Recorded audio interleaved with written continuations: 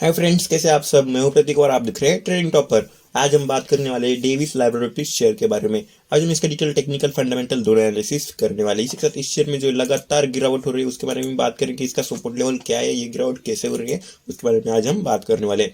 तो शुरू करते हैं। हम फंडामेंटल एनालिसिस शुरू करेंगे। तो बहुत बड़ी कंपनी है, इसका मार्केट कैप 1 लाख करोड़ से भी ज्यादा का मार्केट कैप है। 1,04,613 करोड़ का इसका जो है अभी प्रेजेंट में मार्केट कैप है। तो बड़ी कंपनी है। स्टॉक पी भी बड़ा है, 49 का स्टॉक पी है, तो बहुत बड़ा स्टॉक पी है। इसका स्टॉक पी जो है वो बहुत आगे जा चुका है। करंट प्राइस 374 है। करंट प्राइस जो है वो 3,941 और बुक वैल्यू जो है 374। तो बुक वैल्यू से लगभग 10 टाइम्स आगे जो इसकी करंट प्राइस अभी ट्रेड कर रही है। तो ये एक माइनस पॉइंट है। बुक वैल्यू भी यही बता रही है, स्टॉक पी भी यही बता रहा है कि अभी जो शेयर प्राइस है वो ज़्यादा आगे बढ़ चुकी है। तो ये कंपनी हमारे माइनस पॉइंट है। इसकी प्राइस जो है थोड़ी सी महंगे वैल्यूएशन पे हमें अवेलेबल है, इससे हमें यही पता चल रहा है। अगर बात की जाए इसके आरओसी की, तो बहुत ही अच्छा खासा आरओसी है। आरओसी की बात करें 32 का आरओसी है, आरओई है 23 का आरओसी और आरओई बहुत ही अच्छा खासा यहाँ पे कंपनी दे रही है। कंपनी पे कर्जा भी नहीं है, 4.17 का रुपीज का इनके जो कर्जा है। अगर बात की जाए डेब्ट इक्विटी रेशियो तो वो 0.00 है। तो हम इसे नजरअंदाज कर सकते हैं इसके जो कर्जे को। तो लगभग डेब्ट फ्री कंपनी हम इसे मान सकते हैं। इसके डिविडेंड की बात करें तो 0.51 का इनका डिविडेंड यील्ड रेशियो है। तो कंपनी डिविडेंड के मामले में पीछे नहीं है, कंपनी डिविडेंड भी देती है। तो ये एक अच्छे बात है। फार्मा सेक्टर में इनका बिजनेस जो है वो आता है। अगर हम बात करें अपनी इंडस्ट्री में, तो डेविस लैब जो है अपनी इंडस्ट्री में मार्केट कैप के हिसाब से नंबर 1 पे रैंक। अपनी इंडस्ट्री की ये सबसे बड़ी कंपनी है अपने मार्केट कैप के हिसाब से। तो ये एक बहुत ही अच्छी खासी बात है कि अपनी इंडस्ट्री में सबसे बड़ी कंपनी होना एक बहुत ही बड़ी बात होती है।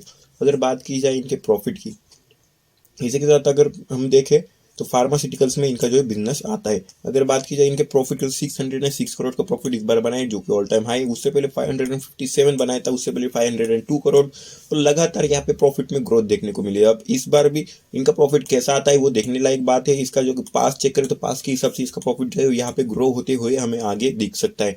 अगर बात की जाए सेल्स की, 1988 की सेल्स है इनकी सितंबर 2021 की। अगर इस बार की रिजल्ट कैसे आते हैं उसको हमें देखना है। अगर बात की जाए सालाना प्रॉफिट की, तो 2136 करोड़ का इन्होंने इस बार प्रॉफिट बनाया, जो कि बहुत ही बढ़िया प्रॉफिट है। अगर बात की जब पास की तो 1900 था, 2000 का आंकड़ा इन्होंने जो है इस बार ब्रेक कर दिया है। तो ये बहुत ही अच्छी खासी बात है। कंपनी की ग्रोथ यहाँ पे देखने को मिल रही है, जो कि बहुत ही बढ़िया ग्रोथ हमें यहाँ पे देखने को मिल रही है।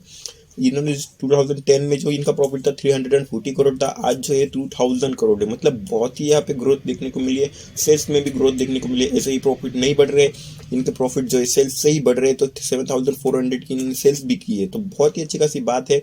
अगर हम रिटर्न ऑन इक्विटी चेक करें तो पिछले 10 सालों का इनका 23% है। 5 ईयर्स का जो है 20% है, 3 ईयर्स का 21% है। तो अच्छा खासा रिटर्न ऑन इक्विटी है। और कंपाउंड प्रॉफिट ग्रोथ जो है उनकी, वो तो पिछले 10 सालों की 17% है, 5 ईयर्स की 12% है और 3 ईयर्स की 31%। तो 3 ईयर्स में आप देख सकते हैं यहाँ पे ग्रोथ होते हुए दिखी है। तो बहुत ही अच्छे खासे। और टीटीएम का जो है 21% है। तो यहाँ पे भी ग्रोथ हो रही है, सब जगह यहाँ पे ग्रोथ ही ग्रोथ दिख रही है। अगर बात की जाए इनके जो एसेट्स है, तो एसेट्स जो एक इंपॉर्टेंट एस्पेक्ट होता है शेयर की प्राइस में, तो 11,000 के इनके एसेट्स है वो भी बढ़ते हुए दिख रहे हैं। हल्का यहाँ पे ग्रोथ होती हुई दिख रही है। अगर बात की जाए इनके, अगर हम पहले चेक करें 2010 में 1000 थे, अभी जो 11,000, 10% यहाँ पे जो है 10 गुना यहाँ पे जो है इनके एसेट्स जो है बढ़ चुके हैं। कैश फ्लो भी इनके पास जो है बहुत ही ज़्यादा है। 1987 का पॉजिटिव में कैश फ्लो है करोड़ का। उससे पहले 41 था, तो इतना कैश फ्लो भी इनके पास अवेलेबल नहीं था। तो अभी जो है कैश फ्लो भी अवेलेबल, प्रॉफिट भी कर रही है। तो सब कुछ जो है कंपनी के बारे में अच्छा खासा चल रहा है। तो फंडामेंटल कंपनी में कोई भी प्रॉब्लम नहीं है। प्रोमोटर्स के पास 51.95% शेयर है। एफ के पास 19% शेयर है। डी के पास 17% शेयर है। पब्लिक के पास 11% शेयर। तो सबसे ज़्यादा शेयर्स यहाँ पे प्रोमोटर्स के पास है, जो कि बहुत ही बड़ी बात है, अच्छी बात है। प्रोमोटर जो कंपनी में इंटरेस्टेड है, सबसे ज्यादा शेयर्स अपने पास रखना चाहते हैं। इसी के साथ एफ भी कंपनी में इंटरेस्टेड है, उनके पास भी कम शेयर्स नहीं है। अगर आप देखें तो उनके पास भी लगभग 19% शेयर्स है। डी के पास भी शेयर्स है 17%। तो डी भी इंटरेस्टेड, एफ भी इंटरेस्टेड है, प्रोमोटर्स भी इंटरेस्टेड है। तो ये एक अच्छी बात है कंपनी के बारे में कि सब जो है कंपनी का फ्यूचर जो है अच्छा खासा देख रहे हैं। इससे हमें यही पता चल रहा है कि कंपनी का फ्यूचर जो है वो ग्रो करने ही वाला है। क्योंकि अगर हम बात करें तो प्रॉफिट बढ़ रहे हैं, सब कुछ बढ़ रहा है, तो इसका जो है आगे चल के भी अच्छा खासा फ्यूचर होने ही वाला है। अगर बात की जाए इनकी प्राइस की, तो प्राइस में यहाँ पे जो है लगातार गिरावट आ रही है। अगर पिछले कुछ दिनों की बात करें तो 4600 से लेकर 3900 तक लगातार गिरावट आई है। एक बार भी ये शेयर जो ऊपर जाने की कोशिश भी नहीं करा। सपोर्ट की बात करें, कहाँ तक सपोर्ट बन रहा है तो वो चेक कर लेते हैं। तो अगर हम इसका सपोर्ट चेक करें तो 3800 रुपीज़ का यहाँ पे सपोर्ट देखने को मिल रहा है।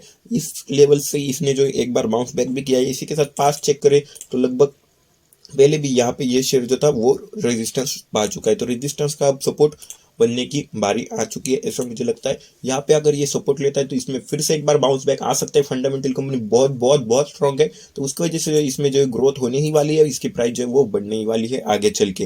अगर बात की जाए तो यहाँ से अगर ये शेयर सपोर्ट लेता है तो ऊपर की तरफ अगर जाता है तो इसका जो टारगेट आते हुए दिख रहा है 42% का टारगेट आते हुए दिख रहा है। ये टारगेट जो है जल्द से जल्द अचीव हो सकता है।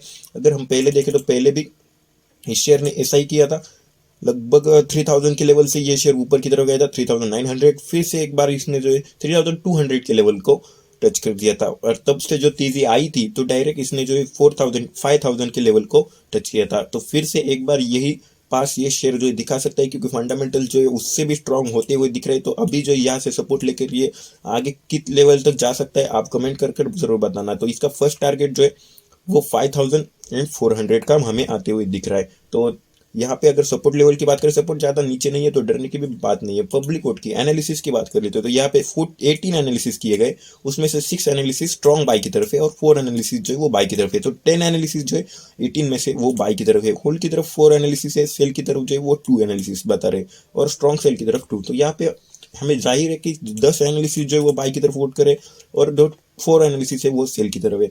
तो यहाँ पे जो है हमें पता चल रहा है कि एनालिसिस भी यही बता रहे हैं कि बाय की तरफ हमें जाना चाहिए। कम प्राइस पे शेयर अवेलेबल है टेक्निकल चार्ट के हिसाब से, तो उस वजह से जो है इसमें जो है अच्छी खासी बाइंग हो सकती है। पब्लिक वोट की बात करें तो 77% लोग जो है वो बाई की तरफ वोट करें, सेल की तरफ 15% लोग, होल्ड की तरफ 6% लोग। तो यहाँ पे भी यही पता चल रहा है लोग जो है वो बाई की तरफ मूड बना के बैठे हुए बाय करना चाहते हैं। फंडामेंटल कंपनी स्ट्रांग है, जैसे ही इसमें सपोर्ट लेता है तो यहाँ पे भी अच्छे खासे टारगेट हमें नजर आ रही है। इसका 5 GB जो है वो अच्छा खासा ये जो है ऊपर की तरफ जा सकता है, सपोर्ट लेवल के बहुत नजदीक शेयर ट्रेड कर रहा है, तो ये भी एक अच्छी बात है। तो ओवरऑल चेक करें तो बहुत ही बढ़िया शेयर ये मुझे लग रहा है। तो थैंक यू फ्रेंड्स, अगर वीडियो अच्छा लगा हो तो चैनल को सब्सक्राइब करके जाना। मैंने इस वीडियो में कोई भी बाय और सेल का सिग्नल नहीं दिया है, ये वीडियो सिर्फ और सिर्फ एजुकेशन पर्पज के लिए बनाई गई है। Thank you.